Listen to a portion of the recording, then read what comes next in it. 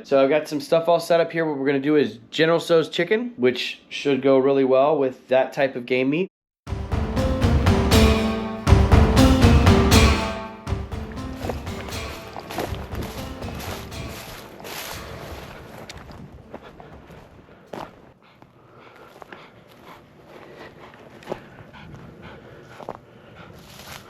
Whoa.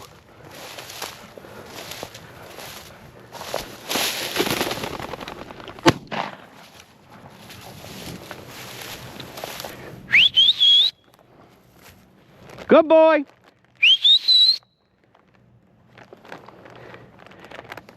Here.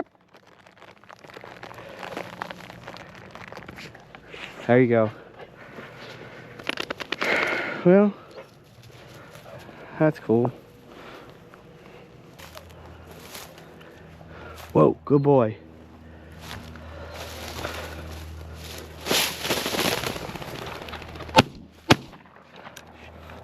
Missed it. Dog will get it.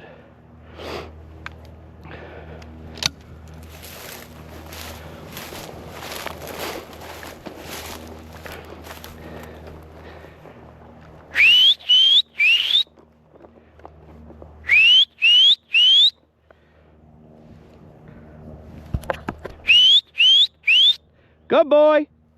Good job. All the way, all the way. Good job, buddy. Here, good boy. Here, all the way. Come on. Out. Out. Good job, dude. Huh? Good boy. Ah, no. Whoa. Shh.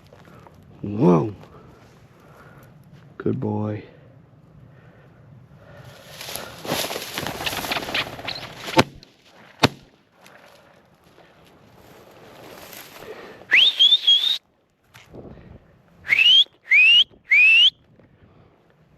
Here.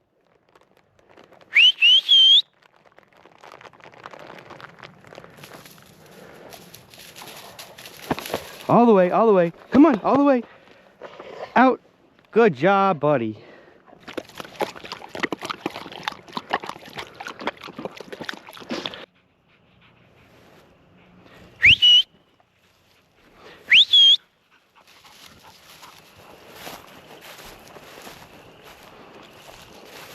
All right, everybody, we're back at the kitchen. We're gonna cake the freshly caught game. So I took the pheasant and the chukar from the recent hunt and we cleaned it. So I took all the meat off the bone, off the breast. And what I did is, I'll show you here in a second, is I took that and I put it in buttermilk and Worcestershire sauce, however you want to say that. We've taken that, we've let that soak for about a day.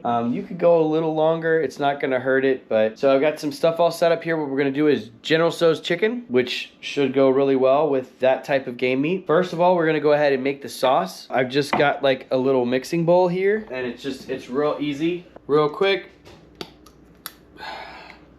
I will put a list of the ingredients that I used in the description. So there's a tablespoon of rice wine vinegar, tablespoon of Hoisin sauce,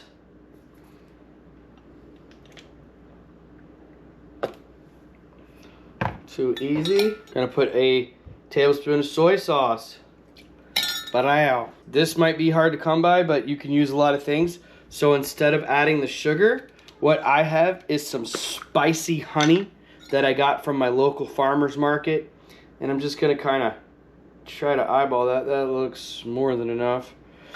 So this is spicy honey. It's actually honey with a habanero in there. So it's got a little bit of kick. It's really not bad, but it's definitely spicy honey.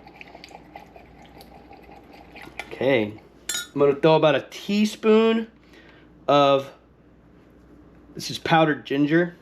Throw about a teaspoon of powdered ginger in there. It's probably a little bit less. That's definitely a taste preference thing. And then we're gonna add some,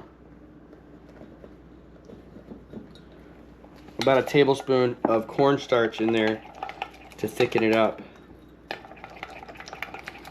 It's really good, but by no means is that enough. Definitely not enough, not even close to enough. Okay, and now I'm gonna add about 3 teaspoons of chicken stock and we'll see what that looks like. Let's see what that looks like.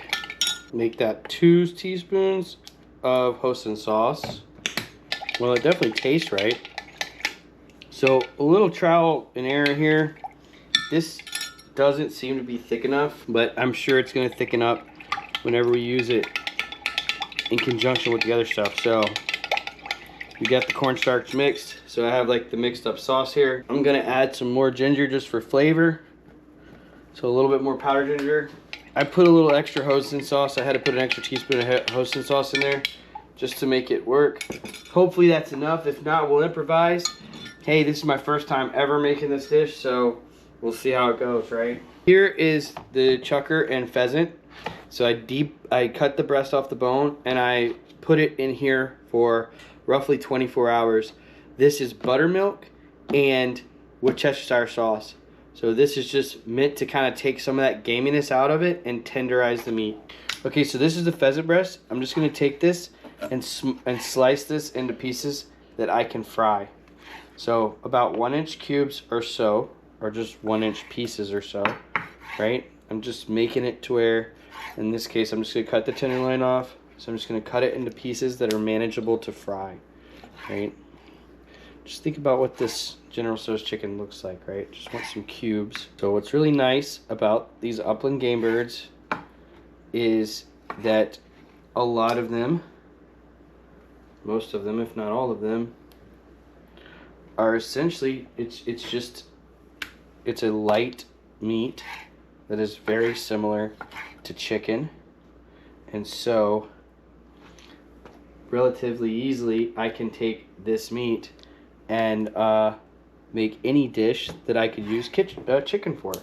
So if you're interested in getting into you know, the outdoors or upland hunting, it's a good way to think about this, is that I'm just taking this meat and substituting it in dishes that I would typically use chicken for, right?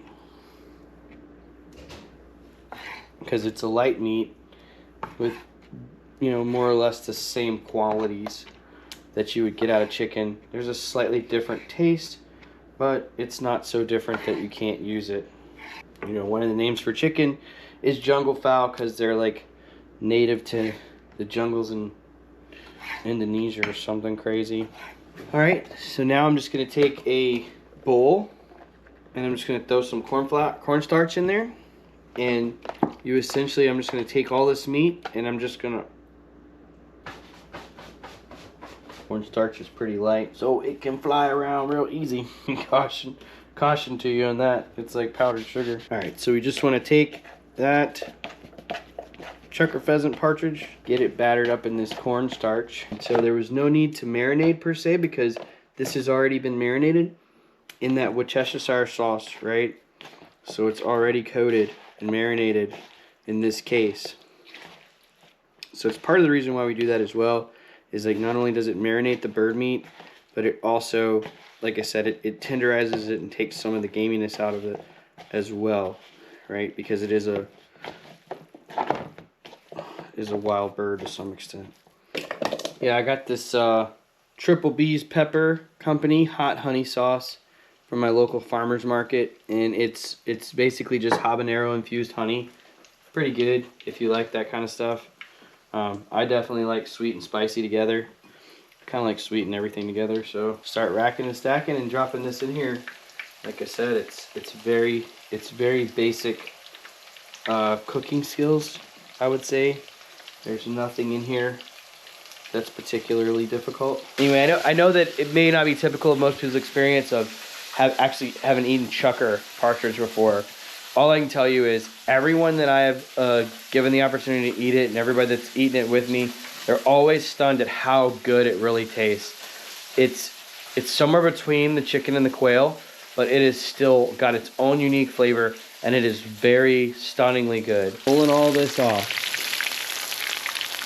It looks kind of yellowish in the camera, but in real life, it is nice and crispy. Ooh, it is super crispy. That's awesome. So I'm just gonna keep pushing here And I'm just gonna get all of this that I have coated in the fryer. I'll fry all this up and then you can look at it afterwards.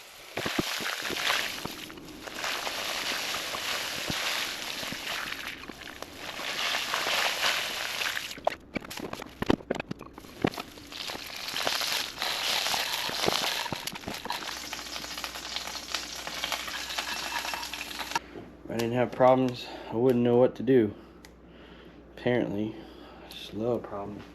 All right, here we go. Put some, all right. We got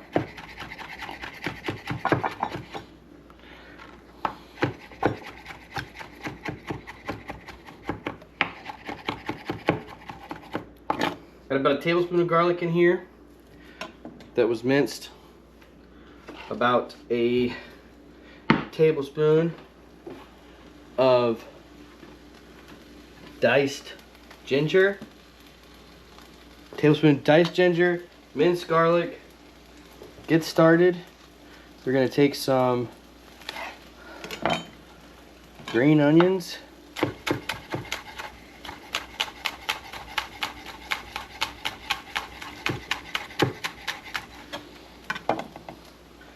Put about a tablespoon of that in there. Maybe a little more, just for some color and some fun, right? A little splash of olive oil just to kind of help it cook, right? And unfortunately, I don't have the red pepper flakes. I thought I had it, so I just put a little Cajun seasoning in there. I like it better anyway. I like cayenne pepper. I was born and raised on it. I got that little blend of sauce that I made earlier. I'm just gonna get that mixed up and get it rolling. Probably gonna need a lot more sauce than this. Might have to make another batch. That's fine. I got more chukar, etc. than I thought. So I'm gonna get this rolling. And I'm gonna get this rolling. Get this rolling to a simmering boil for a couple minutes. A minute or two. Just so I can get that cornstarch to set and really make this saucy.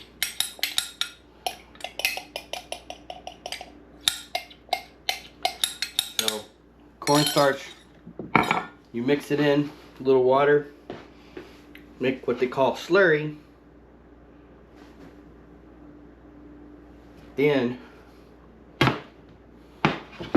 you bring it up to like a little boil and it'll start to thicken. I'm gonna get that thick and I'm gonna start rolling this in there.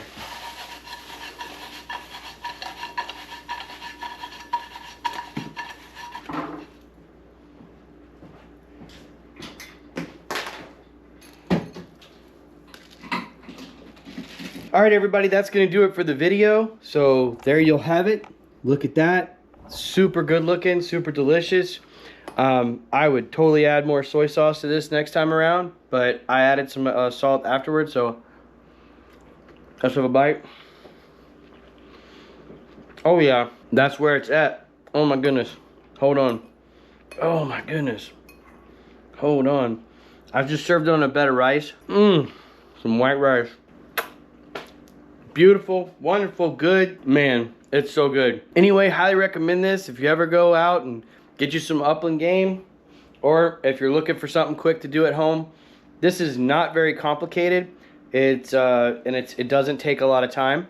So I think all in total with filming and everything else and trying to get good shots and everything and trying to make sense when I'm talking, it was only like 40 minutes. So I just went real quick and I put I literally just grabbed like a pinch of sugar and just kind of sprinkled it on there.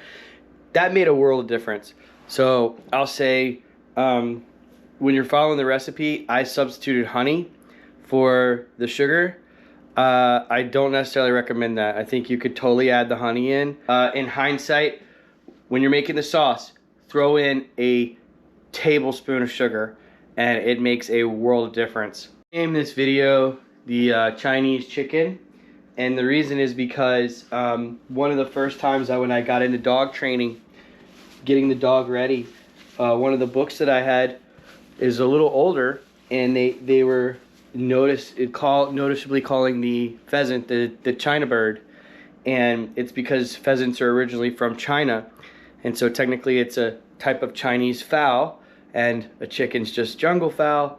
So that's where we're gonna get the name for the video, is Chinese chicken, and it's a Chinese dish, and it's a Chinese bird. Thanks for liking, sharing, subscribing, and check out some of my other videos if you get the time. I also did some really great cooking videos that haven't gotten much attention with these game birds. So anyway, if you're curious, check out the other videos. Thanks again, and I'll catch you on the next one.